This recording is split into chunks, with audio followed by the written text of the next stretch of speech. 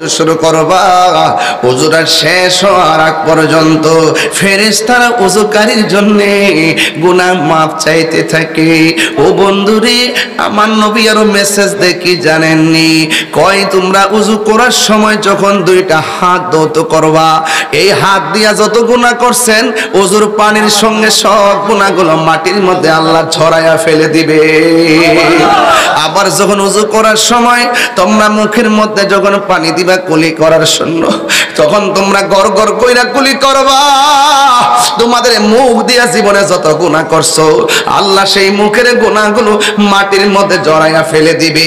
যখন মুখমণ্ডল ধৌত করবা, ওই চোখ দিয়া যত গুনাহ করছেন আমার আল্লাহ চোখের গুনাহগুলো মাটির মধ্যে ঝরাইয়া ফেলে দিবেন।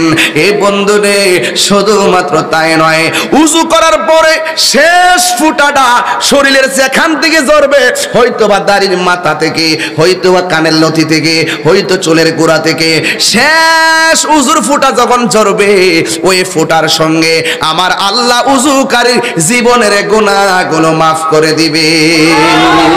শুধুমাত্র তাই নয়, আমার আল্লাহর হাবিব বলেন, উযু শেষ করার পরে তোমরা কথা বইলো না, না বইলা আসমানের দিকে তাকাইয়া কালিমায়ে শাহাদাত পড়বেন।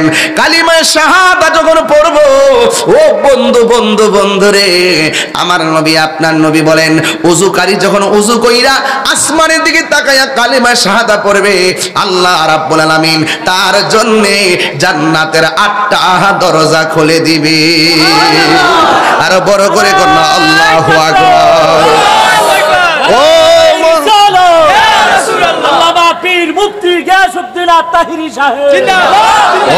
বন্ধু, আল্লাহর সেই আয়াতগুলোকে যারা অস্বীকার করবে তাদের ব্যাপারে আল্লাহ কয়, ওয়াল্লাযীনা কাফারু ওয়া কাযযাবু বিআয়াতিনা উলাইকা আসহাবুন নারি হুম ফিহা খালিদুন।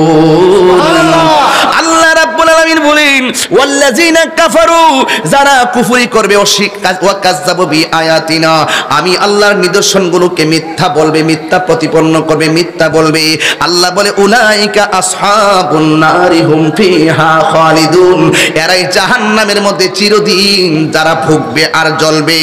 ও বন্ধু, কথা পরিষ্কার, কি ভাষায় ওয়াজ করব?